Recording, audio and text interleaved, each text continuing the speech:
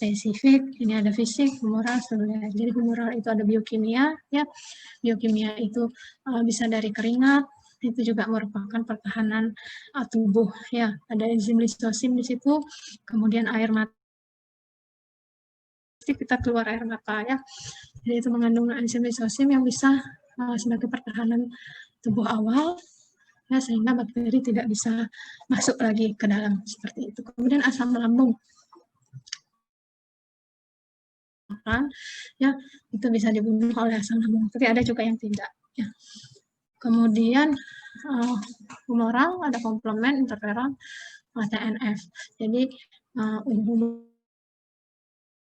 masing-masing akan mempunyai fungsinya masing-masing, ya. Misalkan komplement, di sini ada dia akan membentuk komplement 2A, 5A, seperti itu, untuk mengatasi untuk mengenali imun, seperti untuk mengenali bakteri patogen.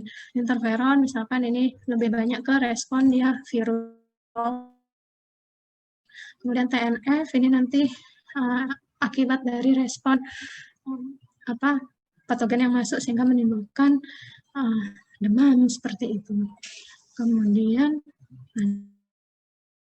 non spesifik termasuk mikroorganisme yang masuk ke dalam tubuh kita. Kemudian unit immunity yang kedua yaitu humoral. Humoral ini berupa cairan.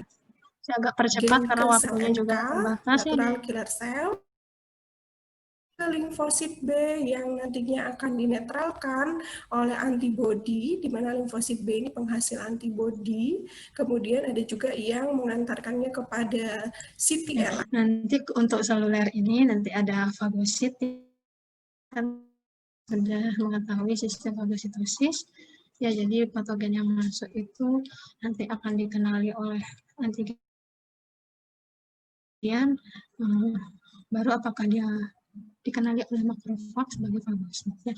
Fagosit sebagai fagosit ini ada sel monosit, basofil, neutrofil, eosinofil, makrofag, ya. Sel dendritik ini lebih banyak sebagai pengenal, ya. Kemudian patogen yang bersifat alergi. Jadi nanti sama sini dia akan mengeluarkan sitokin, ya, sitokin yang ini merupakan penyebab dari alergi. Nanti bisa dia unit immunity ini nanti dia akan berhubungan dengan adaptif, jadi tidak bisa sendiri. Jadi nanti kalau dia tidak bisa diatasi pada unit imun, dia akan mengirimkan sinyal ke sebagai imun adaptif, ya. Jadi ada limfosit B dan limfosit T. Jadi ini tidak bisa sendiri-sendiri gitu, ya, tapi ini merupakan pertahanan awal untuk imun, ya. Kemudian yang adaptif ini tahapan selanjutnya. Kalau unit imunnya tidak bisa diatasi ringan, begitu, ya. Nah, ini lebih banyak untuk teorinya, ya. Jadi nanti kalian bisa baca di Abbas oleh untuk sel darah yang putih yang namanya adalah itu, ya. Imun biasanya lebih kuat. Nah, ini bisa kalian bedakan antara imunospesifik. Jadi kalau di spesifik itu waktunya cepat, ya, waktu terjadinya cepat, itu dari menit sampai jam. Ya, kalau spesifik dia hari sampai, ya. Jadi untuk respon itu bisa dibedakan waktunya. Kemudian yang spesifik, non spesifik pertahanan pertama, yang spesifik pertahanan kedua. Ya, kemudian kalau spesifik dia memiliki sistem memori, kalau yang non spesifik tidak. Ketahui mengenai vaksinnya, itu kenapa ada vaksin, itu untuk ke spesifik, ya. Jadi untuk membentuk sistem memori. Jadi kalau vaksin misalkan kan itu patogen yang dilemahkan, imun kita sudah tahu, ya, sehingga membentuk sistem memori, sehingga kalau kita terkena patogen yang sama itu bisa dikenali, dan nanti selanjutnya makrofag melakukan tugasnya untuk mengeliminasi patogen seperti itu. Nah, jadi ini ya yang berfungsi untuk selnya. Ya, ada sel dendritik, sel mas, makrofag, ini NK sel. Ya, jadi kalau eosinophil ini lebih banyak mengenali dia parasit ya. Jadi lebih banyak dikenal eosinophil, alergen juga ya. Kemudian untuk NK itu lebih condong ke virus ya, lebih mengenali virus. Sedangkan yang lain ini yang terbanyak ya, ada basofil ya, itu merupakan sistem virus terbanyak makrofag gitu ya. Jadi pada adaptif ini ada B cell kan oleh Dr. ya. Kemudian CD4 ini ada, tapi lapis ini merupakan lapisan sel epidermis dan rambut yang memiliki perlindungan secara fisik. Ini bisa kalian lihat nanti ya contoh-contohnya dan apa sih fungsinya sebagai sistem imunospesifik. Kemudian di saluran nafas ya ada rambut seperti itu kan untuk menghambat masuknya sampai ke paru-paru. Kemudian batuk itu juga merupakan sistem pertahanan tubuh ya. Jadi kalau misalkan ada di tenggorokan, kenapa kita batuk-batuk ya? Mungkin di tenggorokan ada patogen untuk mengeluarkan itu refleks dari sistem imun. Nah, ini juga perlu diketahui pada orang yang sering terpapar asap rokok, ya. Jadi terganggu. Ya, misalkan pada kerusakan selaput lendir, ini peluangnya lebih banyak terinfeksi oleh Mycobacterium seperti itu. Jadi ada hal-hal yang bisa merusak dari pertahanan fisik ya. Kemudian untuk biokimia sini lebih banyak dari pengeluaran enzim-enzim ya. Enzim lisosim, kemudian leptooksidase ini pada ASI yang bersifat antibakterial, kemudian saliva seperti itu ya. Kemudian air mata juga bisa lambung dia mengeluarkan asam klorida untuk menghalangi infeksi bakteri atau virus seperti itu. Ini ya.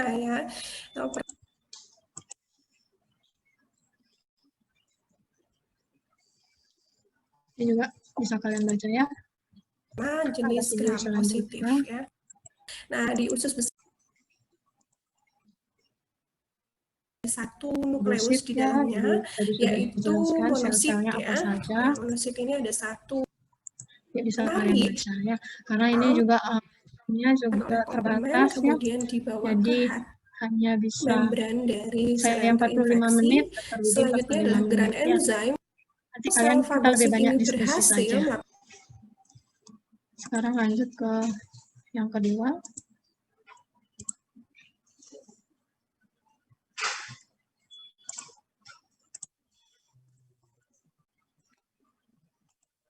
Yang kedua ini lebih ke bagaimana gambaran cerita gitu ya, sebagai animasi begitu.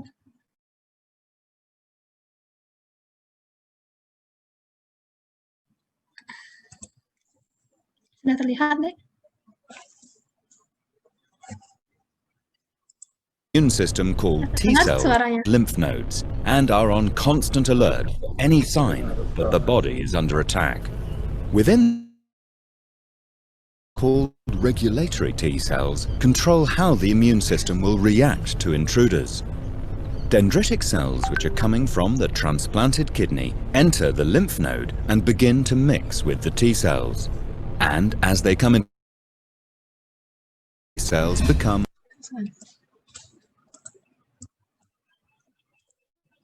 immune system has two parts, innate and adaptive. The innate is the first to detect when an organism does not belong to the body and directs the adaptive part to tackle the intruder. When a kidney transplant takes place, a specialized subtype of white cells that are part of the innate immune system called carry information from the kidney to the local white nodes called lymph nodes through blood circulation.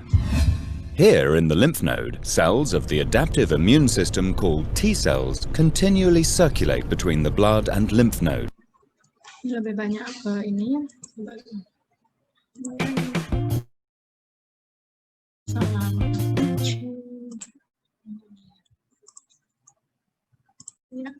that innate immunity forms the first line of defense and second line of defense. The function of first line of defense is to prevent pathogens from entering the body. We also saw that first line of defense is formed by skin and mucous membranes. Let us now find out more details about first. Skin is the body organ with the greatest surface area. Of two parts, the outer part is known as epidermis and the deeper part is known as dermis.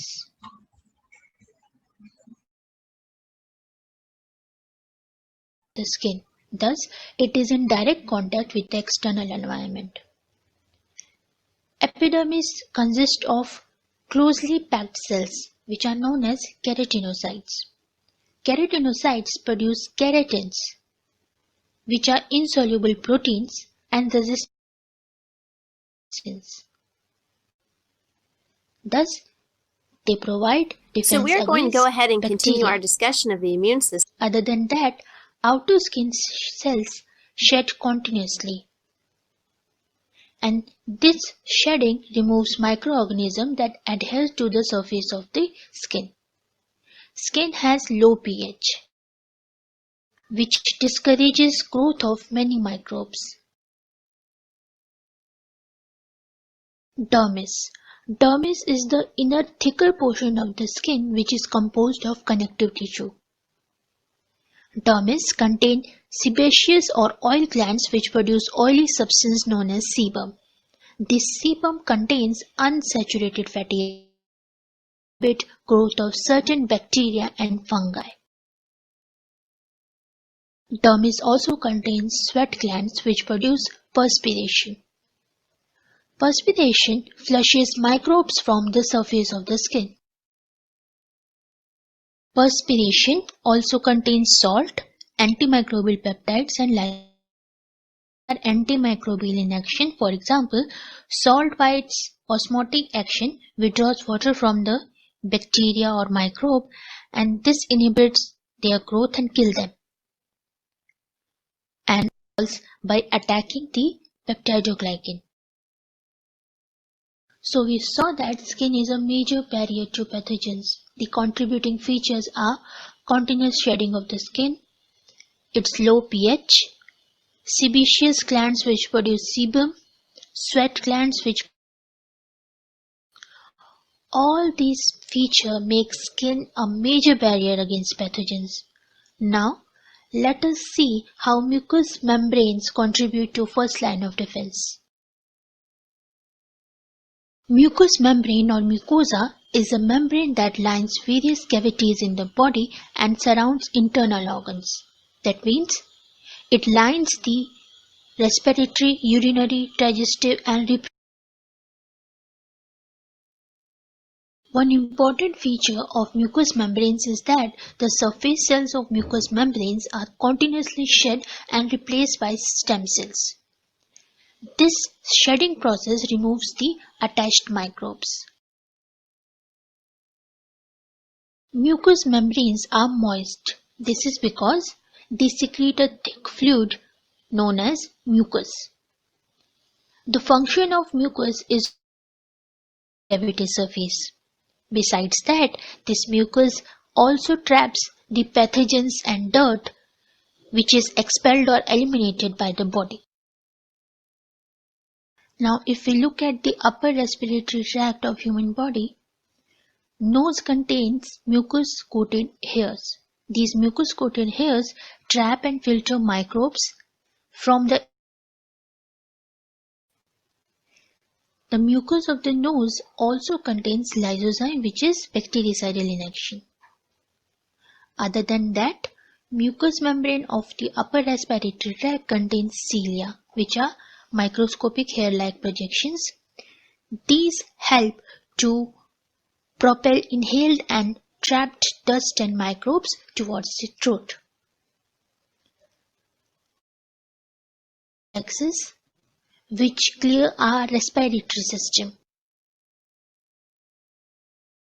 If we look at the ear of human body, then there are two features which are a defense barrier to pathogens. These are prevent the entry of microbes in the acids.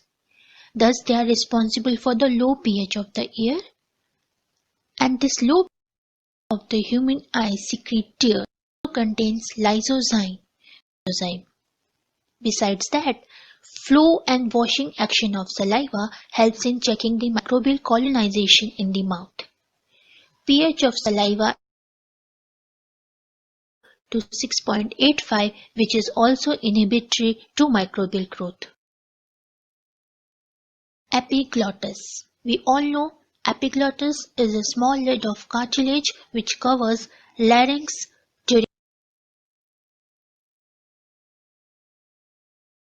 Untuk yang tadi itu hampir sama ya. Tadi hanya tambahannya adalah mengenai pH di masing-masing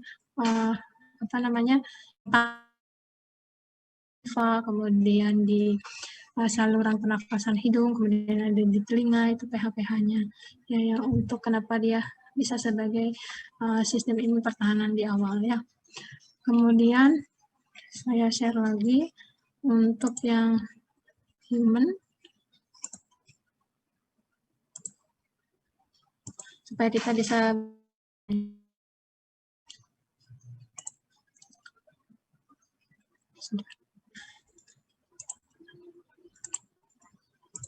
sudah terlihat deh.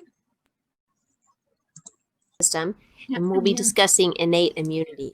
Now, before we understand that there's actually two different types of immunity, one of those being innate immunity, which is also called non-specific immunity, and the other is called acquired or adaptive immunity, which is also known as specific immunity. But just to give you a quick overview of both of these, non-specific or the innate immunity, it's a very rapid response. This is your first line of defense. And what this does is it gives your body time for the specific immunity to kick in. So innate immunity is always there. It's present. It's going to happen as soon as, and then the specific immunity will take over after that. It's rapid, and it's also not selective.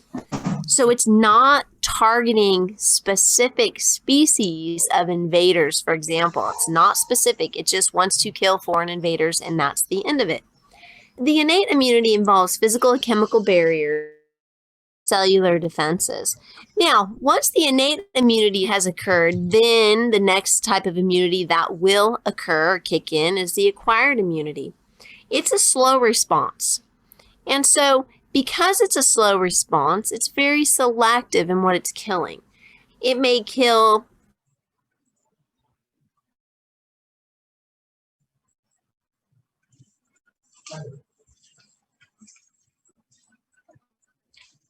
mediated responses and cell-mediated responses, which are also called cytotoxic, other methods for killing the invaders as well.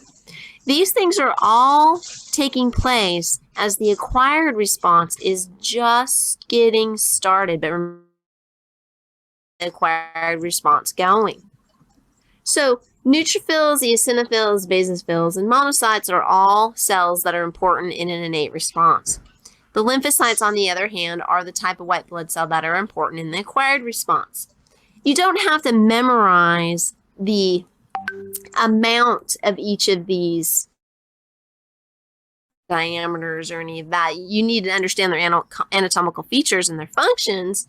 So these are important columns here, but you do also have to know their abundance, their relative abundance. So again, if you remember, never let monkeys eat bananas, that tells you the most abundant leukocyte all the way to the least abundant leukocyte, which are your bananas.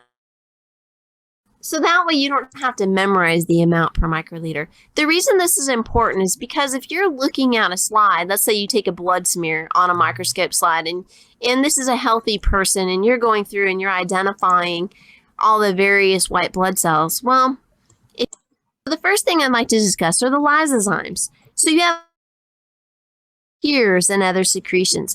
These are not lysozymes. Ya, Dek. Ini juga ya, jadi ini adalah gabungan dari init dan adaptif, jadi hampir sama juga. Ya, jadi kulit seperti itu, air mata, Jadi proses inflamasi juga ada di sini.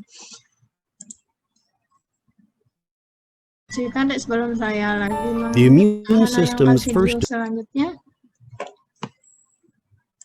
supaya tepat ya apa namanya waktunya yang diberikan oleh ini. Bagaimana? Ada yang kurang jelas tidak mengenai yang non spesifik? Sudah jelas. Kalau sudah saya tayangkan lagi satu ya. defense is our skin, the largest organ of our body.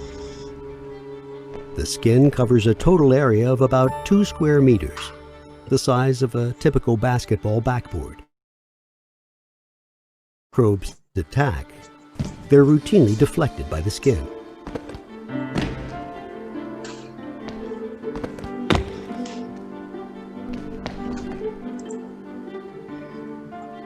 Inside our bodies, mucous membranes are slimy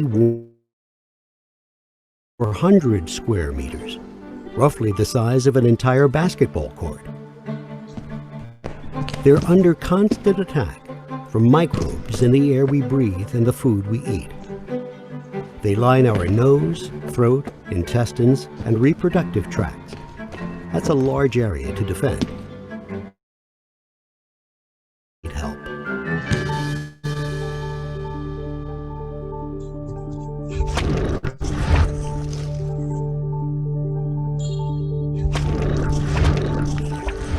Fortunately, certain cells in your body have evolved to fend off microscopic attackers. Early responders, like this macrophage, attack. They also give off chemical signals, called cytokines, to call up reinforcements like neutrophils and natural killer cells. Macrophages, neutrophils, and natural killer cells, collectively referred to as innate immunity, are nonspecific, often sacrificing healthy tissue to contain an infection. But if you're going to need a more targeted defense.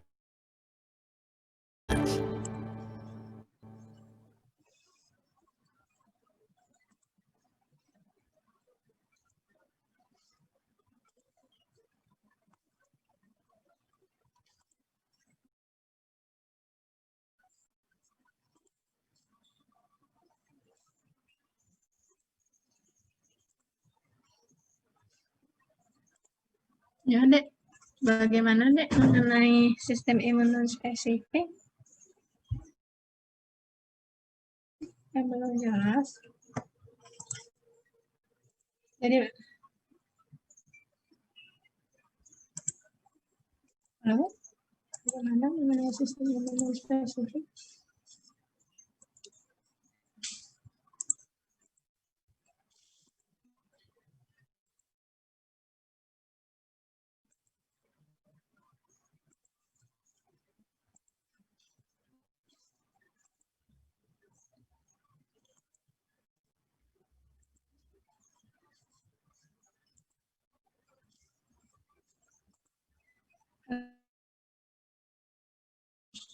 Ya, jadi untuk imun spesifik itu jadi cuman apa namanya selnya apa saja yang berperanan di situ ya, sel dendritik, makrofag, kemudian yang granulosit, basofil, ya, eosinofil.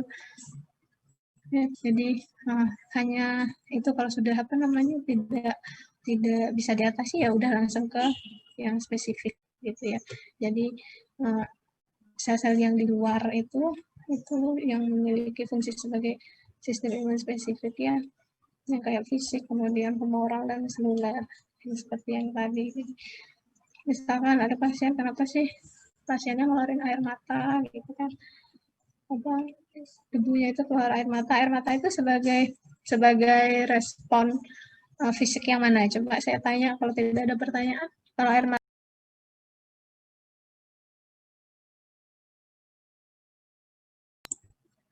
kalau air mata siapa bisa jawab? Air mata itu termasuk pertahanan spesifik yang mana? Apa fisik, apakah